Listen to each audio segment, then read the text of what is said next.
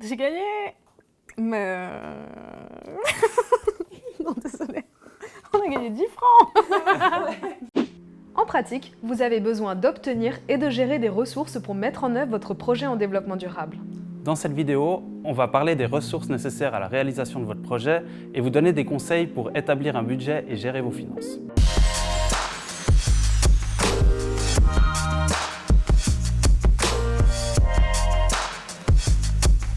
Un budget, c'est un résumé des dépenses et des recettes anticipées. Il présente l'ensemble des ressources nécessaires à l'atteinte d'objectifs sur une durée déterminée. Un budget, c'est pas un rapport financier. C'est un état prévisionnel qui peut évoluer en fonction des circonstances. Donc c'est un outil vivant qu'il faut que vous modifiez et que vous mobilisiez pendant toute la mise en œuvre du projet. Un budget qui tient la route vous signale tout de suite ce que votre projet coûte. Il vous montre aussi quelles sont les ressources à rassembler pour atteindre vos objectifs. On a un trésorier qui était incroyable. Il s'est demandé à partir de quand on gagne de l'argent. Parce que là, la première année, on gagne théoriquement pas d'argent parce que les locations sont peu chères et puis en fait, on a dû acheter des vélos ou on a dû acheter du matériel, voilà, donc ça s'amortit pas. Mais à partir de la troisième année, on rapportait par vélo, je sais pas, X francs. Et à partir de là, ça nous a permis de savoir combien est-ce qu'on gagnerait avec la location à proprement parler. Et puis ensuite, on a aussi mis quand même une case concours, éventuellement combien on gagnerait.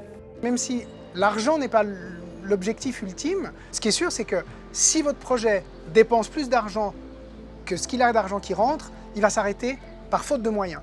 Donc c'est pas de dire que l'argent c'est le but, au contraire, l'argent c'est le moyen, mais par contre il faut bien comprendre combien ça coûte et combien ça rapporte, de manière à s'assurer que vous avez assez d'argent pour continuer et pour pouvoir justement avoir cet impact qui lui n'est pas forcément financier.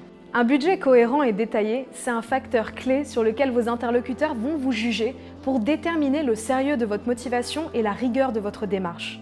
Enfin, le budget de votre projet est un outil essentiel pour vous. Il vous aidera à suivre votre projet point par point et fera la preuve de la cohérence entre les ressources utilisées et les résultats obtenus. Comme une image, un budget vaut 1000 mots, car il démontre à quel point une équipe de projet a pensé à tout, y compris des éléments tels que la logique du projet, le vrai coût des matériaux, est-ce que l'équipe a demandé des devis, le dispositif de collaboration, les salaires, les honoraires, et surtout le déroulement de toutes les activités au long du projet. Votre projet nécessite un certain nombre de ressources qui sont synthétisées dans le budget. Avant d'ouvrir directement votre ordinateur et une feuille de calcul, il faut que vous soyez au clair sur la différence entre ces types de ressources. En général, un projet mobilise plusieurs types de ressources. Des ressources humaines, des ressources matérielles et des ressources immatérielles ou symboliques. Les ressources humaines sont la clé de voûte de votre projet, donc vous devez les faire apparaître dans le budget en spécifiant les potentielles rémunérations des membres de l'équipe et des partenaires. La rémunération peut prendre différentes formes. La forme d'honoraires pour des interventions ou des expertises précises, ou la forme de salaire. Quand vous calculez les salaires, n'oubliez pas d'inclure les charges patronales, c'est-à-dire les cotisations sociales que vous devez payer en tant qu'employeur. Ce n'est pas parce qu'un travail n'est pas rémunéré qu'il n'est pas valorisé et inclus dans votre budget. Il est important de tenir compte du travail de vos bénévoles, même si dans les faits, il ne donne pas lieu à une véritable transaction financière. On ne s'est pas rendu compte de la charge de travail que c'était. Et puis on est vraiment en train d'investir une grande partie de notre vie là-dedans, parce que c'est ce qu'on aimerait faire en fait de notre vie, c'est vraiment faire des spectacles, les sensibiliser et tout ça. Et grâce à Damian et ses tableaux horaires, on note toutes nos heures. Et en fait, on s'est rendu compte on travaille beaucoup, et on ne se rémunère pas pour ça. Et en fait, on aurait peut-être dû mettre notre budget un peu différemment aussi, juste pour avoir un soulagement de ce côté-là, parce que toutes les heures qu'on passe là-dessus, c'est des heures où on ne peut pas avoir un travail à côté, en fait. Donc, faut juste pour le futur qu'on s'organise mieux pour ça. En ce qui concerne la valorisation du bénévolat, pour nous, c'est très important que ce soit mentionné dans le projet, mais que ce soit identifié de façon lisiblement séparée des besoins monétaires, en fait, pour qu'on puisse bien distinguer quels sont les besoins monétaires et puis quels sont les autres besoins. Selon le type de projet que vous organisez, il vous faudra des ressources concrètes. Par exemple, pour un projet de troc de vêtements, il vous faudra un local de stockage, un lieu pour que les gens se rencontrent. Pour un potager participatif, il vous faut des bacs, du terreau, des graines, etc. Même si vous ne payez pas pour ces ressources, par exemple, si un partenaire vous met à disposition une salle ou du matériel, vous devez quand même les faire apparaître dans votre budget. Les ressources immatérielles et symboliques sont très importantes, même si elles apparaissent rarement dans un budget. Vous avez déjà géré des projets, pensez à le mentionner quand vous vous présentez, car ce sera un atout. Vous êtes un expert de la réalisation vidéo, on vous fera confiance au niveau de la communication.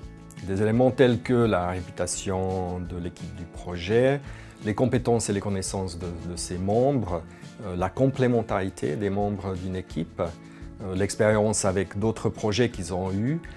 Du point de vue d'un évaluateur, ces éléments sont extrêmement importants et sera surtout regardé dans le cadre d'une évaluation de proposition de projet. On passe à la pratique. On vous propose de suivre ces 5 étapes pour faire le budget de votre projet. Un budget prend normalement la forme d'un tableau. Si vous répondez à un appel à projet, le format est souvent spécifié. Il faut vraiment faire attention de le suivre à la lettre, notamment en ce qui concerne les dépenses éligibles et le budget maximal. Faites votre budget dans un logiciel qui est prévu pour ça, comme LibreOffice Calc. Et prenez un moment pour apprendre les formules parce que ça va vous faire gagner du temps par la suite. Commencez par identifier les grandes catégories qui constituent vos dépenses et vos rentrées d'argent. Vous pouvez faire ça dans un seul tableau ou dans 2 tableaux séparés. Ensuite, listez tous vos pôles de dépenses. Par exemple, les salaires, les frais de matériel et de fonctionnement, les frais de locaux, les frais de réunion et de déplacement. Une fois les catégories de dépenses identifiées, créez une ligne pour chaque dépense. Créez ensuite des colonnes pour donner des détails sur le nombre d'unités nécessaires, le coût de l'unité, le total et le moment où la dépense est prévue. Il n'est pas toujours nécessaire d'inclure tous ces détails, mais vous devez les maîtriser. Pour fixer les montants, vous devez demander des devis, vérifier les prix en magasin ou sur Internet et demander conseil auprès de vos collègues et de vos partenaires.